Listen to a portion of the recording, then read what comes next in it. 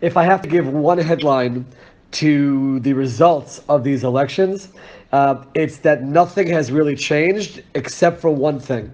The Prime Minister now faces his hearing with the Attorney General in the summer with a mandate from the people, which I believe is what he actually wanted. He wanted to show that he has the support because government-wise, not much has changed. If anything, the Prime Minister might be in a more difficult situation in terms of governing, but he certainly has emerged with a strong mandate from the people. The fact that there are 35, actually 34, I'll explain in a moment, seats behind the Prime Minister, despite everyone knowing everything they need to know regarding the possible indictment before he's had a chance in his hearing. That, more than anything else, gives him the mandate to move forward and govern in the face of his legal issues. Let's just go over where we are just in terms of the numbers. This is the most updated. I've been on my computer until the last moment here because there are some still issues at hand to be discussed. But at the moment, where it seems that Naftali Bennett and Ayelet Shaked have not entered the Knesset after the votes of the soldiers and the prisoners, etc., this is where we stand. Likud has officially 35 seats. They actually have 34 because one of their seats belongs to Eli Ben-Dahan, who's in the United Right Party. That's the whole background, which I won't get into. But just understand, Likud actually has 34 in reality. Blue and White with 35. The Shas Party with 8. United Torah Judaism has now gone down to 7. They were originally at 8. They are at 7. Labor at 6. Chadash Tal, one of the Arab groups, at 6. Meretz has risen as a result of the most recent count to 5. United Right has 5 officially, but actually 6 with that seat of Eli Ben-Dahan. Yisrael Beitenu of Avigdor Lieberman at 5. Kulanu of Moshe Kachlon at 4. And Ram Balad, the more extreme of the Arab groups, has survived the soldier vote, and they still remain at 4 seats.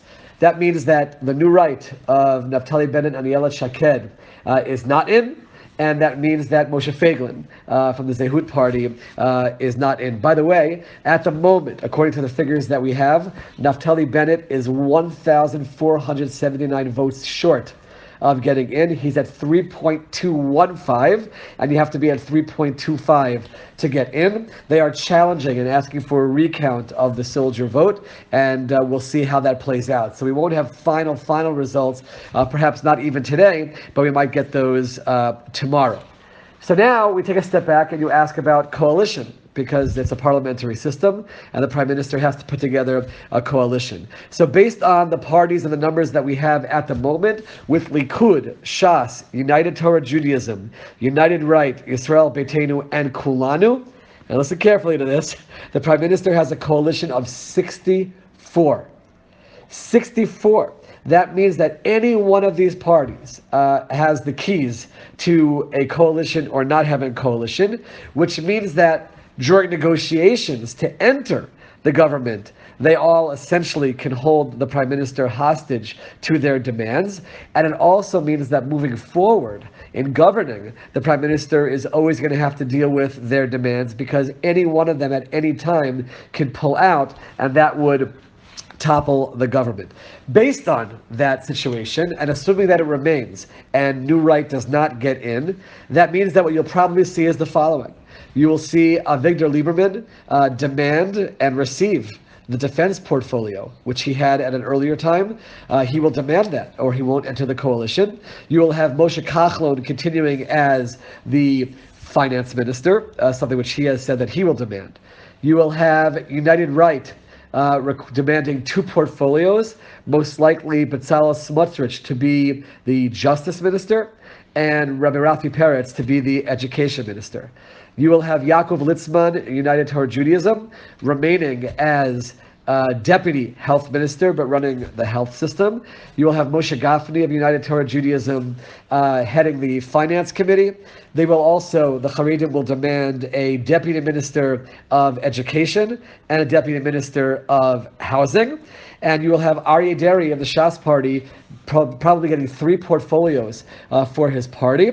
He will demand to go back to the Interior Ministry where he's been, and he has said that he's also going to ask for probably some other kind of economic portfolio, maybe the Economy Ministry, and he has said that he's going to demand the Immigration Ministry. I don't know if that's going to happen. That'll be a battle between him and Avigdor Lieberman. 2 points about these ministries just to keep in mind. One is that, according to all accounts, Aryeh Deri will be indicted for corruption charges, and it differs than the Prime Minister. Even if the Prime Minister is indicted after his hearing, the Prime Minister can remain Prime Minister until he's found guilty in court. A minister in the government cannot remain a minister while under indictment, and therefore Aryeh Deri would have to relinquish his ministry if that is to happen. One other point related to that is, we mentioned before Yaakov Litzman being deputy health minister, because in United Torah Judaism they don't accept minister posts. Who becomes the health minister in that situation? Prime Minister Netanyahu. If the Prime Minister is indicted, he can remain Prime Minister of Israel, but he cannot remain Health Minister of Israel, and therefore we'll have to see what happens with that portfolio. Out of everything that I've just said, the greatest tension which the Prime Minister will have to deal with, aside from positions, the issue is going to be the clash between Avigdor Lieberman and the Haredim over religion and state issues and over the draft issues. And I don't know how he overcomes that, forget while governing, even while putting together the coalition. Because again, any one of them can stop him from forming a coalition. Avigdor Lieberman is demanding certain changes in religion and state. He's demanding that the Haredi draft issue be resolved the way it was while he was defense minister. The Haredim reject that. So I don't know exactly what's going to happen. That is going to be the greatest challenge that the Prime Minister faces, without a doubt. Okay, a little bit of analysis over here. First of all, Prime Minister Netanyahu, there's no way to take it away from him, an absolute political genius. What he was able to accomplish in this election, with all the clouds hanging over him and a strong alternative in his face, that he emerged victorious, is quite remarkable. Just to give you a sense, he received 44% of the vote in Sderot. In Sderot, when they're unhappy with the security situation, unhappy with what's happening in Gaza, when it came down to it, 44% said, we'd rather keep the Prime Minister in place. Why? First of all, overall security. Even if we have complaints against the situation in Gaza and how it's been dealt with, there's no doubt that overall Israelis live with a sense of security with Prime Minister Netanyahu in place, and they feel that he has experience managing all the tensions that we have in Israel, and therefore people, all the exit polls show that Israelis, the first issue by far is security, and therefore that's number one. Number two, diplomacy. You can't take anything away from the Prime Minister when it comes to diplomacy. Just the last week itself, what has taken place with the recognition of the United States in the Golan Heights, with visits of dignitaries. We had the President of Brazil here, with the Prime Minister flying over to meet with Putin. The fact that we were able to receive the remains and bring to burial a soldier who's been missing for 37 years that people have been praying for and hoping for. All of this plays into that. Certainly the relationship with President Trump, people see him as a person who represents Israel overseas and has succeeded in diplomacy. And finally, even if people might have struggles economically in Israel, overall, Israel is doing very well economically, and therefore people would rather stick with what they have. They feel that overall he's been successful, and that's part one of understanding why he was able to be reelected. Blue and White, which was the alternative to the Prime Minister, I think that their struggle was, number one, they were too confusing. People didn't really understand what they stand for on the various issues. How do you have, on the one hand, Moshe Ya'alon, who's a staunch, former Likudnik, very right-wing, on the one hand, and you have other figures who are clearly more left-wing, and that created enough confusion for the Prime Minister to paint them as left-wing, as weak, as people who are not experienced to run the country. And there were many questions that were raised about all the individuals involved in this party, and therefore that took away from their ability to present themselves as a strong alternative. There's no doubt that if you just take a window and look at the scene of Prime Minister Netanyahu on the one hand speaking in English, doing various interviews at the White House, versus Benny Gantz, who's very capable, but certainly pales in comparison to the Prime Minister, that created a picture of people of the Prime Minister as strong for Israel around the world, and Benny Gantz perhaps as weak. But again, all those questions about where they really stand, what their ideology truly is, brought them down in terms of their initial vote level, and that hurt them tremendously. The Haredim, that's another story of this election. They've emerged as the larger second parties in the coalition. Shas at a shocking 8 mandates, and United Torah Judaism now it seems at 7, which is actually staying pretty much where they were. Aryeh Deri, the last few days, again, brilliant politician. We saw signs all over the place about preserving the memory of Maran, of Rav Ovadia Yosef. He had a big ceremony at Rav Ovadia Yosef's kever the day of the elections, and this talked to a base which responded and, so to speak, came back home to the Shas party despite all the questions. I'll also say the following. I've been working very hard over the last number of years on Haredi integration into Israeli society. That, for example, led to a shocking development in Beit Shemesh this past fall, where a religious Zionist woman defeated the incumbent Shas mayor in our elections with the help of 4,000 votes from Haredim and 5,000 Haredim that didn't vote at all. And that's all part of this process of Haredim entering the workforce, entering society, becoming more moderate. When it came to national elections, the moderate Haredim still do not have a political home, and therefore, when it's all said and done, they vote for the Haredi parties. But in addition, it's also part of trying to feel like they're part of the Haredi infrastructure. Yes, they've left to go to work or college or even the army, but we're still Haredim. And voting in the national elections gives them that sense. I should mention, the Haredi parties reached out to the moderate Haredim. United Torah Judaism had a Facebook page that was operating. Shas was all over Facebook and Twitter. They were reaching out to those who are cued into technology, and that played a role without a doubt as well. The Haredi population in Israel is certainly growing way beyond the rest of Israeli society. They're still not growing politically along with that population growth, but that also plays a role in their increasing to overall 15 seats in this Knesset. The religious Zionist parties. It's very interesting. Religious Zionism in Israel seems to stay at about 400,000 voters. We could divide it up this way, that way, or the other. You have new parties, old parties. It all stays the same, and it's just divided differently. But I will say, if in the end Bennett and Shaked do not get in, if what currently stands remains, that is a huge number of mandates that are lost from the religious Zionist community, because you're talking about close to 4 seats from Bennett and Shaked. They were close to those 4 seats.